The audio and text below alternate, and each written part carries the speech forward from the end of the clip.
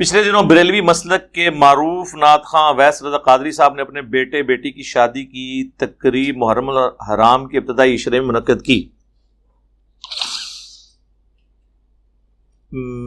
جس پر بریلوی مسلک کے مشہور معروف مفتی حنیف قریشی صاحب نے انہیں زبردست تنقید کا نشانہ بنایا، اور انہوں نے کہا کہ جس طرح جوتے پہن کر نماز پڑھنے کی اجازت تو ہے، لیکن یہ عمل ہمارے ہاں اچھا نہیں سمجھا جاتا۔ یعنی اس کے اوپر موقف چاہ رہے ہیں یہ، اس کے اوپر دیکھیں جی، ایک ہے شرعی مسئلہ، شرعی مسئلہ تو کوئی نہیں چینج کر سکتا، نہ یہ شیعہ کا موقف ہے نہ اہل سنت کا کہ محرم کے اندر شادی کرنا کوئی گناہ کا کام ہے، یہ تو ٹاپک ڈسکس ہی نہیں ہو رہا۔ اصل ایشو یہ ہے کہ یہ کرنے والا کس انٹینشن کے ساتھ کر رہا ہے، اور اس انٹینشن کا اظہار بھی وقتاً فوقتاً اس کی زبان سے، اس کے کرتوتوں سے ہوتا رہے۔ یہ وہی شخصیت ہے جس نے امیر شام کے نام کی جھوٹی ایک منقبت بھی پڑھی ہوئی ہے، تو پھر تو ہم سمجھ لیں گے نا کہ یہ سب کچھ ناسبیت کے نام کے اوپر ہو رہا ہے، واقعہ کربلا کو ڈائلیوٹ کرنے کے لیے۔ ان سے پہلے بھی بہت لوگ آئے، اس طرح کرنے سے کچھ ہوتا نہیں ہے۔ اگر یہ کہتے ہیں نا جی ہم اس لیے کہہ رہے ہیں کہ لوگ اسے معیوب سمجھتے ہیں، تو میں انہیں پھر ایک الزامی جواب پھکی کے طور پہ کہتا ہوں کہ اویس رضا قادری صاحب حافظہ اللہ تعالی، ہم دعائے خیر کرتے ہیں ان کے لیے، میں ان کا بڑا معتقد، یعنی نعت خوانی کا شوق انہی کی وجہ سے مجھے ہوا۔ پہلی دفعہ میں نے انہیں لائیو سنا تھا داتا دربار کے اوپر 1996 میں لاہور کے اندر نا، اس وقت تو داڑھی بھی کالی تھی۔ پھر ایک دفعہ جیلم بھی آئے، یہ میرے خیال 2004-05 کی بات ہوگی، تو ہم نے ان کی دعوت بھی کی اپنے گھر میں، لنچ وغیرہ ہم نے اکٹھا کیا۔ ان کے قریبی دوست تھے، وہ میرے والد صاحب کے دوست تھے، تو ان کے کہنے پہ پھر وہ ہمارے گھر بھی آ گئے۔ تو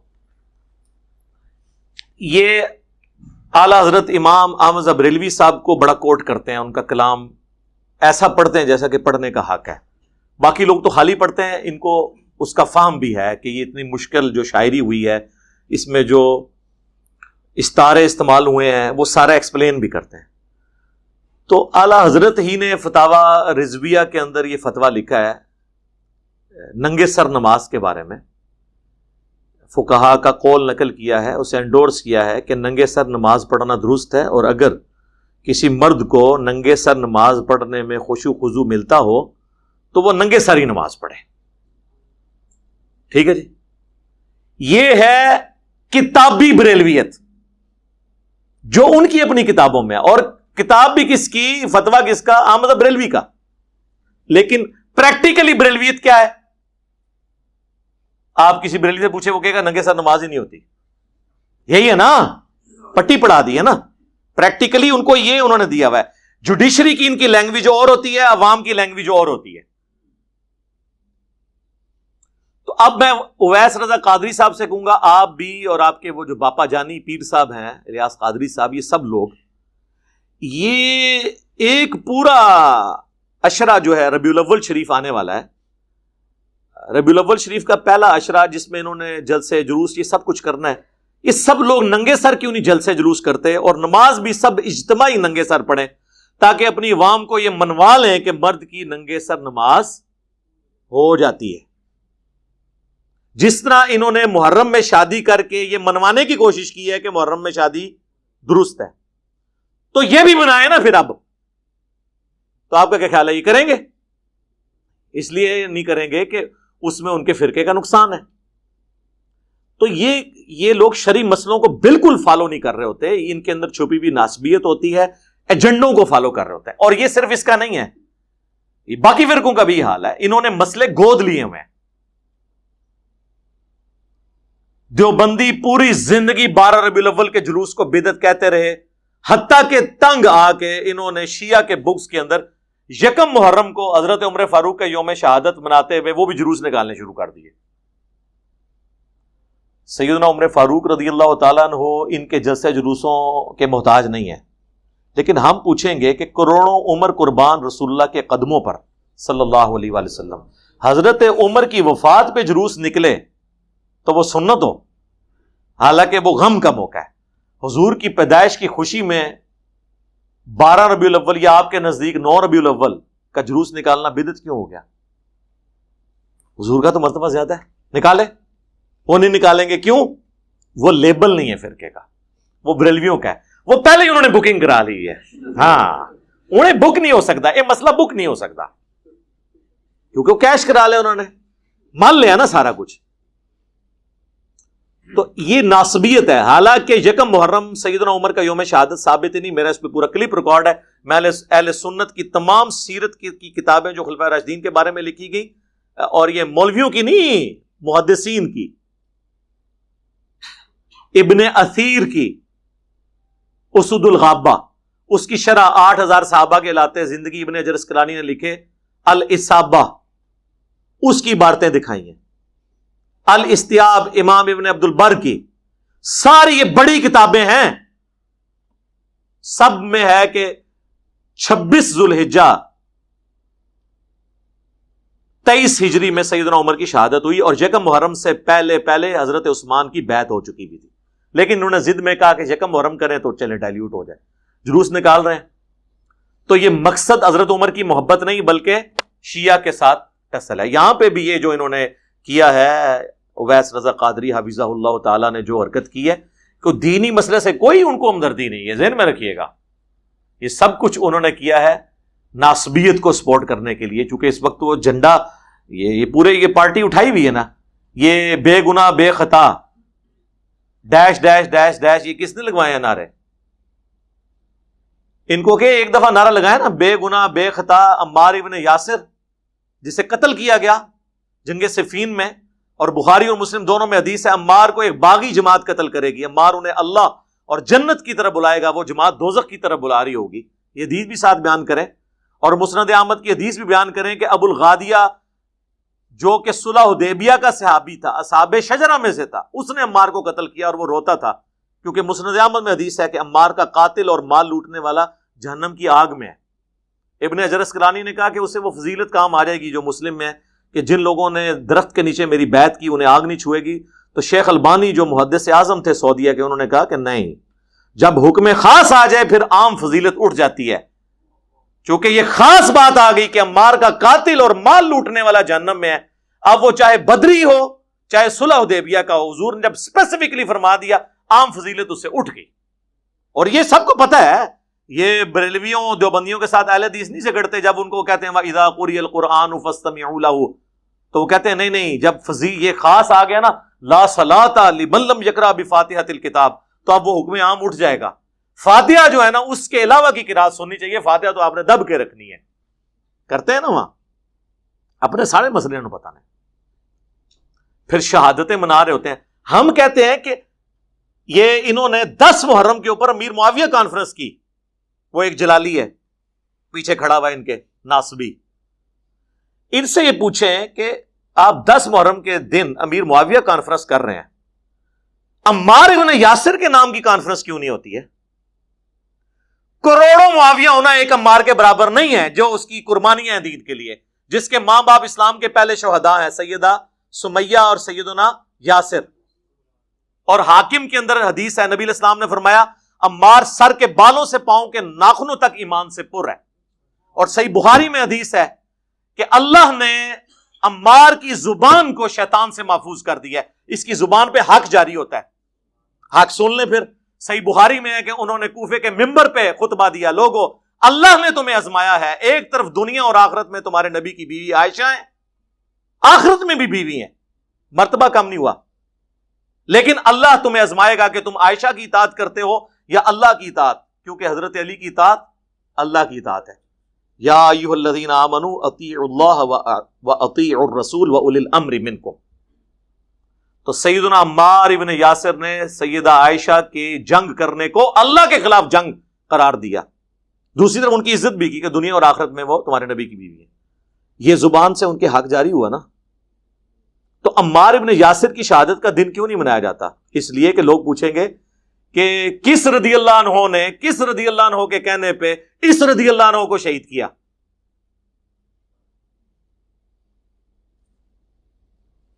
محمد بن ابی بکر کی شہادت کا دن نہیں منانا جو حضرت ابو بکر کا بیٹا ہے. اور خال المومنین بھی ہے، مومنین کا ماموں، جی مومنین کا ماموں حضرت عائشہ کا بھائی ہے۔ اگر حضرت ام حبیبہ کے بھائی حضرت معاویہ رضی اللہ تعالیٰ عنہ مومنین کے ماموں ہیں، تو حضرت عائشہ کا بھائی مومنین کا ماموں نہیں ہے؟ اس کو کس نے قتل کروایا؟ اس کی لاش کو گدھے کے کھال کے اندر ڈال کے آگ کس نے لگوائی؟ صحیح مسلم میں پوری تفصیلات موجود ہیں۔ ان کا یوم شہادت نہیں بنانا آپ لوگوں نے۔ پھر وہ شیعہ ٹھیک کہتے ہیں نا کہ جی آپ نے صحابہ کے نام کے اوپر ڈھونگ رچایا ہوا ہے، آپ اپنے مرضی کے صحابہ کو مانتے ہو۔ ہم ان کے بارے میں تو کہتے ہیں نا جی وہ مرضی کے صحابہ کو، سلمان فارسی کو پروموٹ کرتے ہیں، مقداد کو کرتے ہیں، ابو ذر غفاری کو کرتے ہیں، عمار بن یاسر کو کرتے ہیں۔ تو ادھر بھی تو مرضی کے لوگ لیے ہوئے ہیں، اور مرضی کے بھی وہ لوگ لیے ہوئے ہیں جو اپنے سے بہت بڑے جو اصحاب ہیں ان کے قاتلین ہیں۔ چلیں حضرت ابو بکر عمر عثمان تو یہ تو امت میں بڑے ہیں نا، ان کی تو بات ہی نہیں ہم کرتے۔ ان کی شان میں تو میں نے نہج البلاغہ شیعہ کی کتاب سے مولا علی کے خطبات پیش کیے تھے۔ لیکن جو بعد کے لوگ ہیں ان کے آپ دن منائیں، اور ان سے بڑوں کے دن اس لیے نہ منائیں کہ جن کے آپ دن منا رہے ہیں وہ قاتلین ہیں ان کے، تو اس کا مطلب ہے آپ نے امت کو دھوکہ دیا ہے۔ تو لہٰذا یہ جو محرم کے اندر جو کچھ انہوں نے کیا ہے اس کا کوئی تعلق دین کے ساتھ نہیں ہے، انہوں نے کسی اور ایجنڈے کے تحت کیا ہے۔ اللہ ان کو عقل دے۔ اور میں ان کے لیے وہ ایک حدیث بیان کروں گا کہ نبی الاسلام تو اس معاملے میں اتنی احتیاط کرتے تھے کہ بخاری اور مسلم دونوں میں حدیث ہے، اے عائشہ اگر تیری قوم نئی نئی جہالیت سے نہ پھری ہوتی تو میں حتیم کو توڑ کے کعبے کے اندر داخل کر دیتا اور خانہ کعبے کے دروازے کو توڑ کے نیچا کر دیتا تاکہ عام لوگ بھی اس میں داخل ہو سکیں۔ لیکن آپ نے اس چیز کی پرواہ کی کہ لوگ کہیں گے کہ اس نے کعبہ توڑوا دیا، حالانکہ پیغمبر تھے۔ ٹھیک ہے، تو نبی الاسلام ان معاملات کو دیکھ کے چلتے تھے۔ دیکھیں امت کے دل دکھے میں، کسی کا باپ مر جائے نا عید کے دن، پوری زندگی اس کے لیے وہ عید کا دن خوشی کے طور پہ نہیں آتا، شرعی خوشی تو ضرور ہوگی لیکن دل کا غم کوئی ختم نہیں کر سکتا۔ ہم کہتے ہیں کہ سوگ حسین ختم ہو گیا 3 دن کے بعد، کہتے ہیں نہیں 3 دن سے زیادہ سوگ نہیں، بالکل، لیکن سر غم حسین تو ختم نہیں ہوا نا۔ غم حسین تو نبی صلی اللہ علیہ وآلہ وسلم نہیں بھلا سکے۔ صحیح بخاری میں حدیث ہے، واشی پیش ہوا فتح مکہ کے موقع پر، حضرت بلال حبشی اسے پکڑ کے تسلی دے کے لے آئے کہ چلو میں تمہیں جو ہے نا وہ جان بخشی کروا دیتا ہوں۔ ظاہر چند لوگ جن کی تکہ بوٹی ہونی تھی ان میں وہ بھی تھا، کیونکہ حضور علیہ السلام کے سب سے چہیتا صحابی حضرت حمزہ ابن عبد المطلب، جو حضور کے دو شریک بھائی بھی تھے، چچا بھی تھے، اور آپ کے بچپن کے بیسٹ فرینڈ، اور آپ کی طرف سے آرمی چیف بھی تھے غزوہ بدر اور احد میں، جس میں کہتا ہوں کہ میری یہ وہ جو ڈاکٹر طارق قادری صاحب کہتے ہیں میرا وجدان کہتا ہے، تو میرا وجدان کہتا ہے کہ اگر حضور کی وفات کے وقت حضرت حمزہ زندہ ہوتے تو خلیفہ اول بھی وہی بنتے ہیں، کیونکہ حضور کی زندگی میں جب تک وہ زندہ رہے کوئی صحابی اس پوسٹ پہ نہیں آیا جس پہ حضرت حمزہ تھے۔ اہل البیت میں سے تھے، ہاشمی تھے۔ اور المستدرک للحاکم میں حدیث ہے کہ سید الشہداء حمزہ ابن عبد المطلب، اور وہ شخص بھی سید الشہداء ہے جو جابر حکمران کے سامنے کلمہ حق بلند کرے حتیٰ کہ وہ قتل کر دیا جائے۔ یعنی سیدنا حسین بن علی بھی سید الشہداء ہیں، امام نسائی کو بھی ہم سید الشہداء سمجھتے ہیں، انہوں نے بھی حق بلند کیا، جو بھی اپنے زمانے میں لوگ رہے۔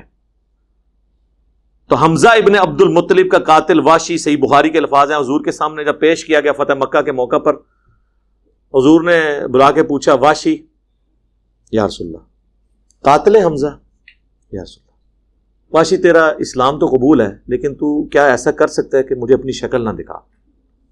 پھر پوری زندگی حضور کے سامنے نہیں آئے اور اس بات پہ وہ کڑتے تھے، حتیٰ کہ اللہ نے پھر ان سے بہت بڑا کام کروایا، مسلمہ کذاب کو انہوں نے قتل کیا، اسی بخاری کی حدیث میں آتا ہے۔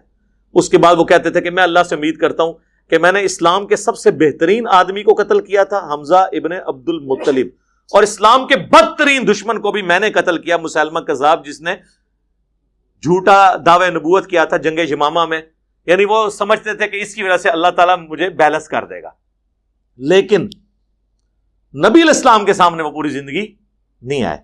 حضور سے زیادہ کون مومن کامل ہے؟ آپ کے بارے میں تو ہے حریص علیکم بالمؤمنین رؤوف الرحیم. اگر حضور علیہ السلام رؤوف الرحیم مومنین پر شفقت کے باوجود، قاتل حمزہ کا اسلام قبول کرنے کے باوجود اسے دیکھنا نہیں چاہتے، تو حسین کے قاتلین، حسن کو زہر دینے والے، علی کی زندگی مشکل بنانے والے، وہ تو اس سے بڑے لیول کے مجرم ہیں. کیونکہ انسان اپنے چچا سے اتنی محبت نہیں کرتا جو اپنی اولاد سے کرتا ہے. حسن و حسین تو حضور کی اولاد تھے.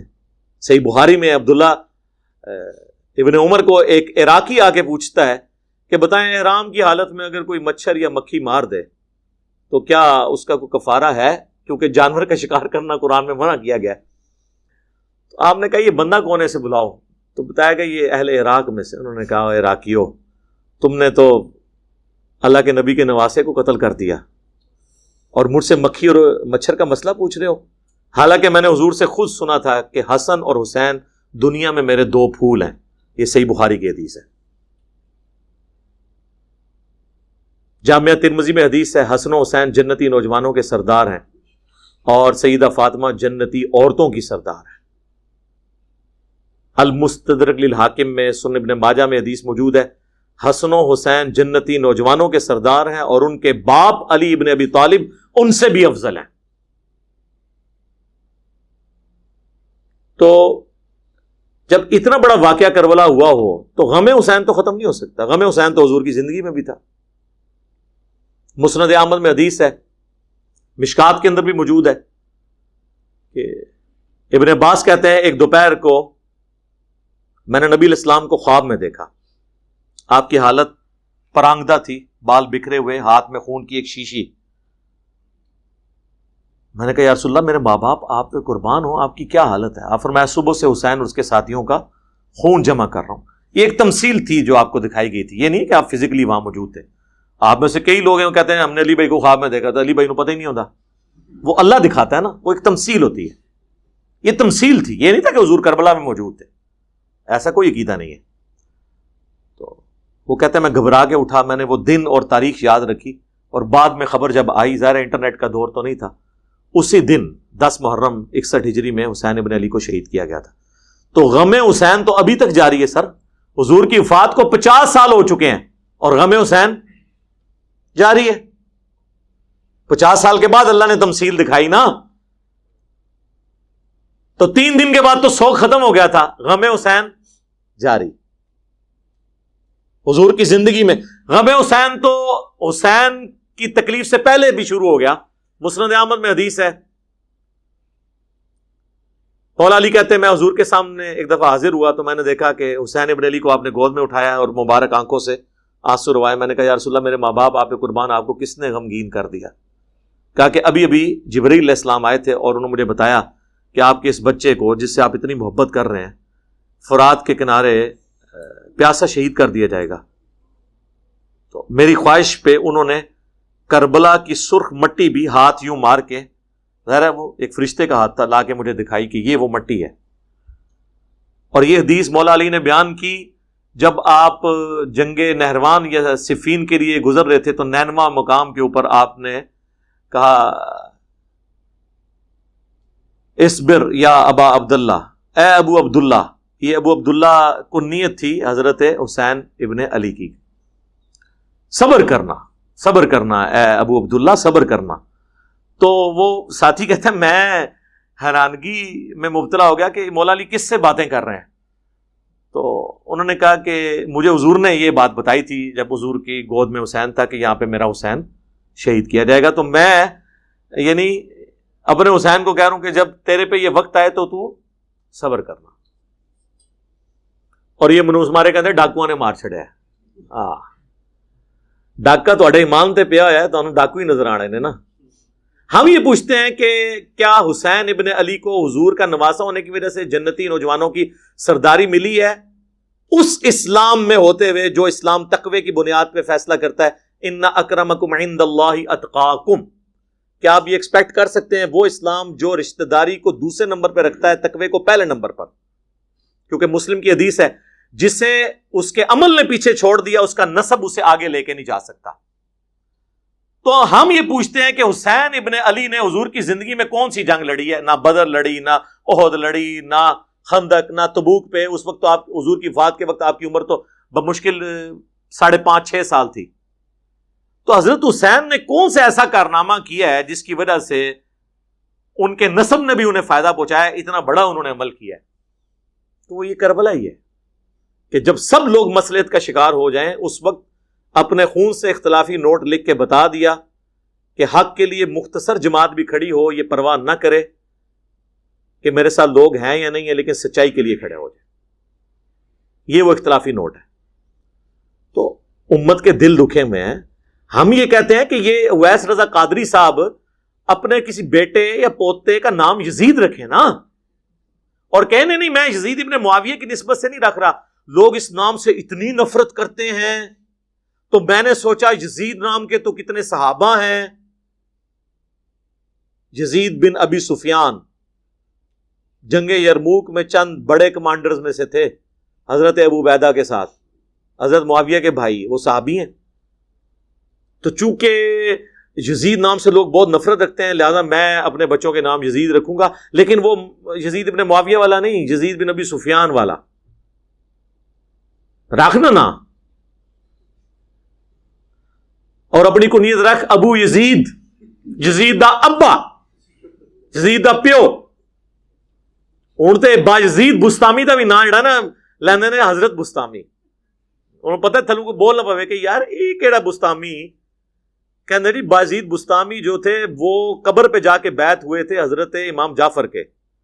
امام جعفر کے ماننے والے آج اپنی کنیت ابو یزید نہیں رکھ رہے تھے. جڑا ڈائریکٹ مرید ہے انہیں اپنی کنیت رکھی ہے ابو یزید. واہ واہ کیا بات ہے، کہانیوں بناؤ جڑی پگڑی نہ جائے. تو یہ شرعی گرفت کی میں نے بات نہیں کی ہے، لیکن چونکہ یہ سب کچھ ان کی اپنی ڈاکٹرن میں بھی غلط ہے اور اخلاقی اقدار کے اعتبار سے بھی میں نے اسے بریف کر دیا. باقی تو اس پہ بہت دیر بولا جا سکتا ہے. آج تو میرے 28-29 محرم ہو گئی ہے.